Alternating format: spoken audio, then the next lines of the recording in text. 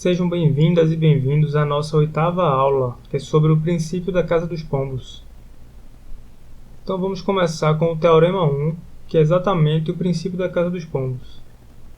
E o Teorema 1 diz o seguinte: se K mais 1 pombos forem colocados em K casas, então existe pelo menos uma casa contendo 2 ou mais pombos. Então, para mostrar esse resultado, vamos supor que cada casa tem no máximo um pombo.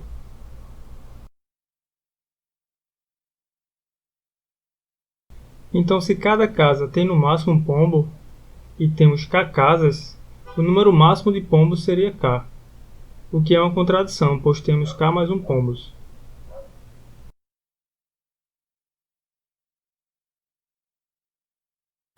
Então isso aqui demonstra o teorema. Então vamos fazer uma interpretação agora usando funções. Então vamos pegar dois conjuntos aqui, vou chamar um de P e o outro de C, propositalmente, né? P de pombos e C de casas. Então no conjunto P eu vou colocar 4 elementos e no conjunto C tem 3 elementos. Então qualquer função que eu possa imaginar de P para C, ela não pode ser injetiva. Então digamos que o 1 vem para o 2, mas poderia ser qualquer uma outra imagem. O 2 vem para o 1, por exemplo. 3 para o 3. Quando eu pegar o 4, que precisa ter uma imagem para eu poder definir uma função, então a função não pode ser injetiva mais, porque vamos ter dois elementos do domínio possuindo a mesma imagem.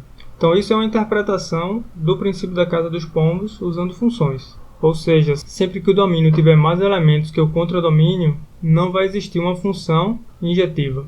Então vamos resolver o primeiro exemplo agora.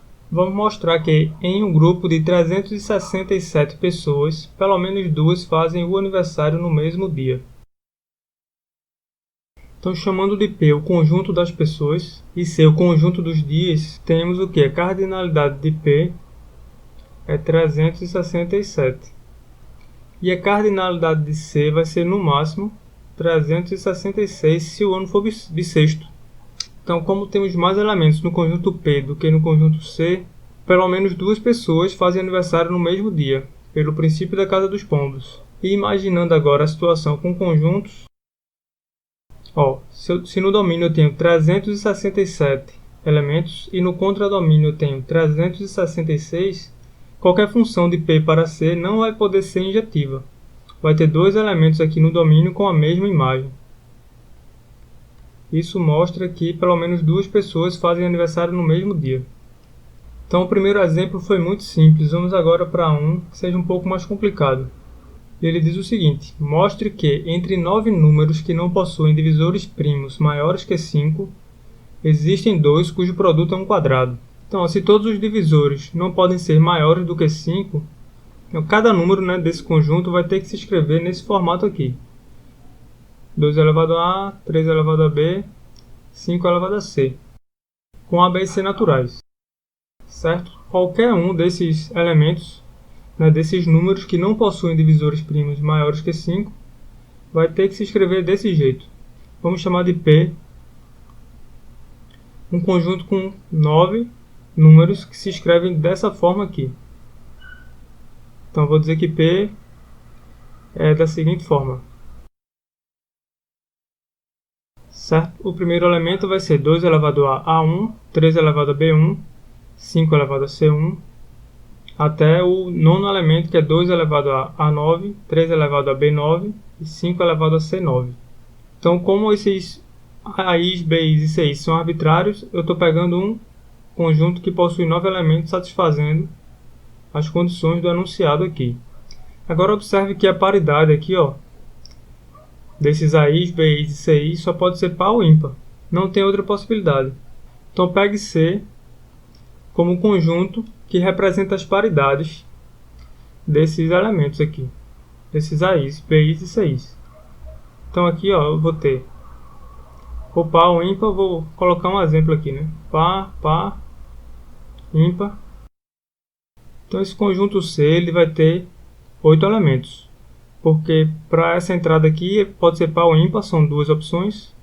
Aqui eu tenho mais 2 opções e aqui mais 2, então 2 ao cubo dá 8. Todas as possibilidades aqui para os elementos de C, né, vai dar 8 elementos.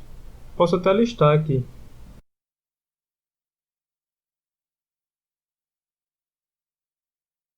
Então esse aqui é o conjunto C completo. Está aqui os 8 elementos. Então se eu pegar agora uma função de P para C, onde eu pego aqui, ó, e a imagem desse elemento vai ser justamente a paridade. Paridade do A1, a paridade do B1, a paridade do C1. Se forem os 3 pares, a imagem desse elemento vai ser esse elemento de C. Se eu tiver aqui par, par, ímpar, a imagem dele vai ser esse elemento aqui.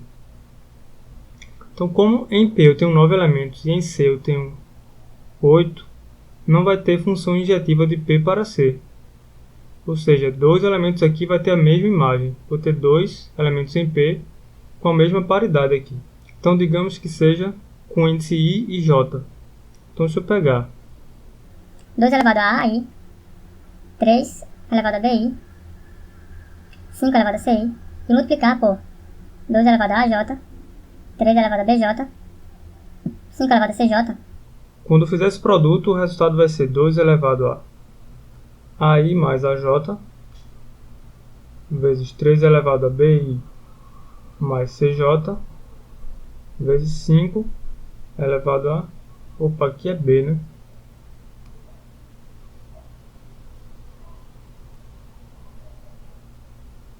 BJ vezes 5 elevado a CI mais CJ.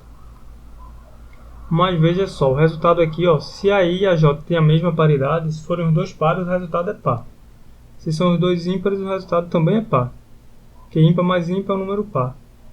Então, em todos os casos aqui, o expoente vai ficar par. Então, isso se escreve como um 2 elevado a um 2x vezes 3 elevado a um 2y vezes 5 elevado a um 2z. Com esses x, y e z números naturais. Então, eu vou ficar com 2 elevado a x vezes 3 elevado a y vezes 5 elevado a z ao quadrado. Tá aqui, isso mostra o exemplo 2. Agora vamos para o terceiro exemplo. Prove que de qualquer conjunto de 10 números naturais distintos de 2 dígitos, então isso aqui é importante, podemos escolher 2 subconjuntos A e B disjuntos, cuja soma dos elementos é a mesma em ambos. Bom, então, se os números são naturais distintos de 2 dígitos, então o menor número possível é 10 e o maior é o 99. Então vamos chamar de S o conjunto que tem os 10 números naturais distintos de 2 dígitos.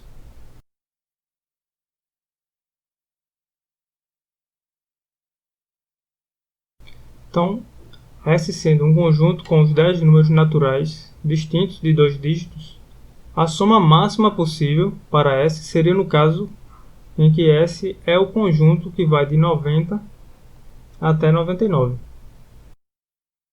E se eu somar todos esses elementos aqui,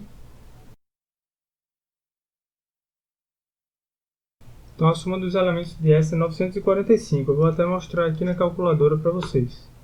90 mais 91 até mais 99, o resultado é 945.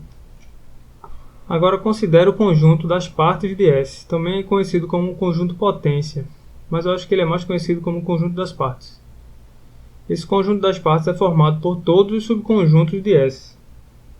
Então, o número total de elementos desse conjunto é justamente 2 elevado a 10, porque aqui a gente tem 10 elementos e a gente tem que decidir se cada elemento vai entrar ou não. Então fica 2, duas possibilidades de escolha, se vai estar ou não no subconjunto, duas possibilidades de escolha, e a gente vai multiplicando, fica 2 elevado a 10, sendo um deles o vazio. Então, partes de S é o conjunto que tem o vazio, que tem o conjunto com o número 10, o conjunto com o 10, o 11, até esse conjunto aqui. Quer dizer, até o conjunto com os 10 elementos. Esse 10 aqui, se o S fosse esse, não estaria, né? Vamos deixar apropriado a esse caso aqui, mas o S é arbitrário, satisfazendo apenas que ele tem são números naturais distintos de 2 dígitos. Mas se for para esse S, teria aqui o 90 Teria 90, 91, até esse conjunto aqui realmente. Mas só lembrando aqui, falando mais uma vez, esse é o conjunto de potência de S para esse S daqui. Então o número total de elementos é justamente 2 elevado a 10, sendo um dele o conjunto vazio. Então vamos definir C como sendo o conjunto dos números de 1 até 945, que é esse valor aqui, ó, que é o valor da soma máxima possível para um conjunto S. E P vai ser o conjunto das partes de S. Nesse texto eu deveria ter desenhado diferente. Menos o conjunto vazio. Então esse conjunto aqui, a cardinalidade dele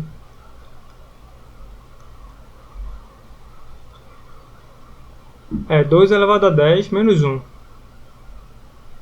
2 elevado a 10 é a cardinalidade desse conjunto aqui.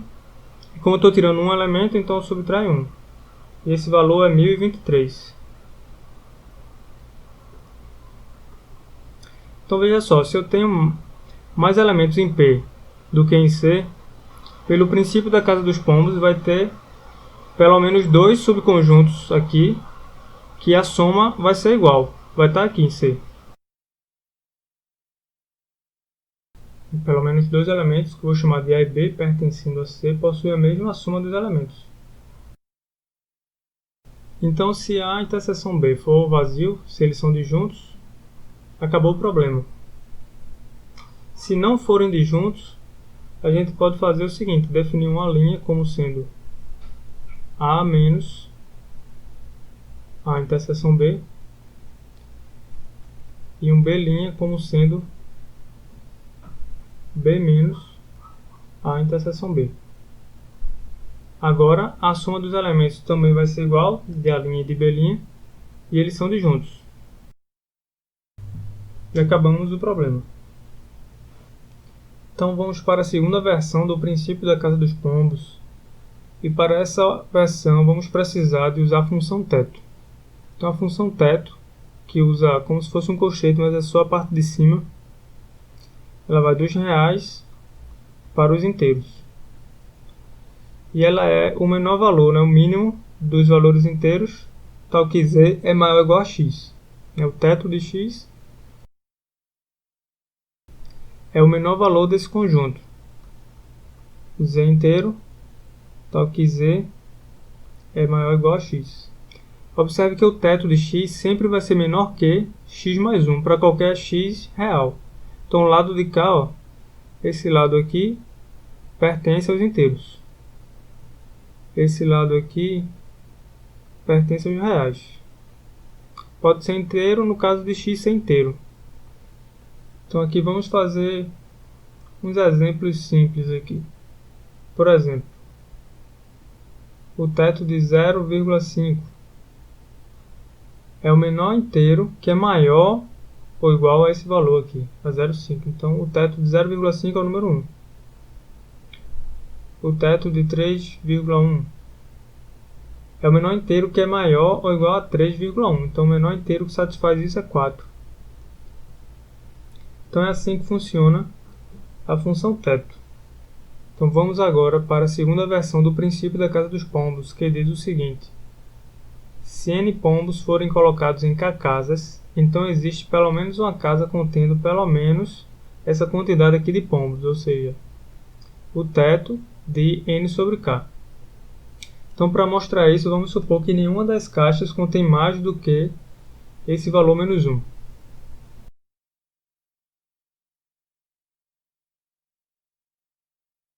Certo? Então, se nenhuma das casas contém mais do que isso, e a gente tem k casas, então o máximo de pombos que a gente pode ter é k vezes isso. E agora usando essa parte aqui, ó, que o teto de x é menor que x mais 1, a gente tem o seguinte: isso aqui tem que ser menor que, não é menor ou igual, é menor que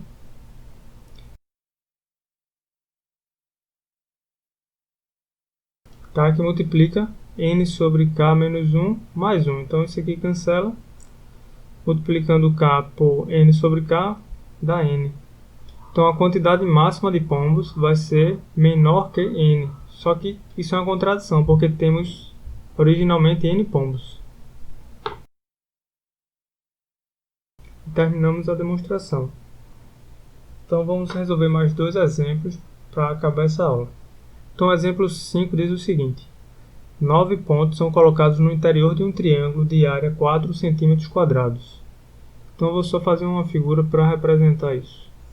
Então tem um triângulo aqui, digamos que a área desse triângulo é de 4 cm² e que 9 pontos foram colocados arbitrariamente aqui. 4, 5, 6, 7, 8, 9. Mostre que podemos escolher 3 deles para serem os vértices de um triângulo de área no máximo igual a 1 cm. Então, por exemplo, se a gente pegasse esses 3 aqui, uma área desse aqui seria um pouco grande. Mas ele está dizendo que existem 3 aqui que a gente pode escolher que a área vai ser no máximo igual a 1 cm².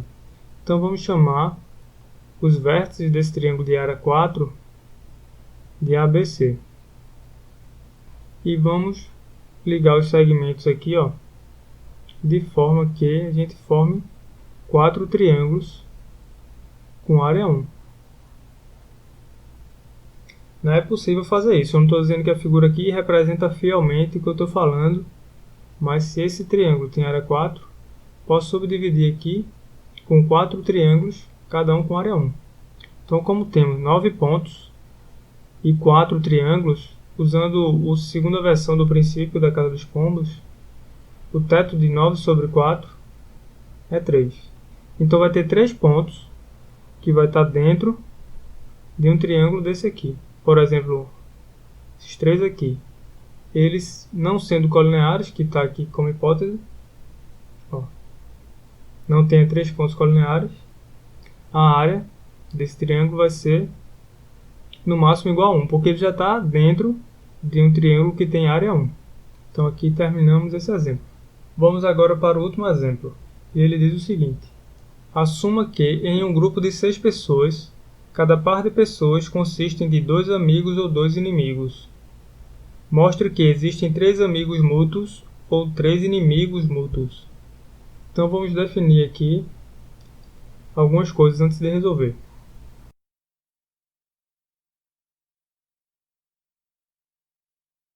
Então vamos chamar de A, B, C, D, E, F, as 6 pessoas aqui faladas nesse enunciado. Então seja A uma dessas 6 pessoas, C é o conjunto formado por 2 elementos. Um elemento é o conjunto dos amigos de A e o outro elemento é o conjunto dos inimigos de A. E vamos chamar de P o conjunto dos elementos B, C, D, E, F. Então, para a gente classificar esses elementos de P como amigos ou inimigos de A, para mandar de P para C, a gente tem 5 elementos aqui e 2 elementos em C. Então, pela segunda forma do princípio da casa dos pombos, 5 sobre 2, o teto disso aqui é 3. Então, obrigatoriamente vai ter 3 em um conjunto, pelo menos 3 em um. Então vamos supor que tem 3 B, C e D que são amigos de A, 3 de P que estão aqui. Certo? B, C e D são amigos de A. Se quaisquer 2 dessas 3 pessoas são amigas, essas 2 pessoas e A formam um conjunto com 3 amigos mútuos. Caso contrário, se não tiver 2 dessas 3 que são amigas de A, é porque os 3 aqui eles são inimigos entre si. E terminou o problema. Certo? Se 2 desses 3 aqui são amigos, essas 2 pessoas e A formam um conjunto com 3 amigos mútuos. E se eu não tiver de 3, se eu não tiver 2 que são amigos, é porque os 3 são inimigos. Então satisfaz essa outra parte aqui. Os 3 serão inimigos mútuos, B, C e D. E terminamos aqui o exemplo. Chegamos ao final da aula.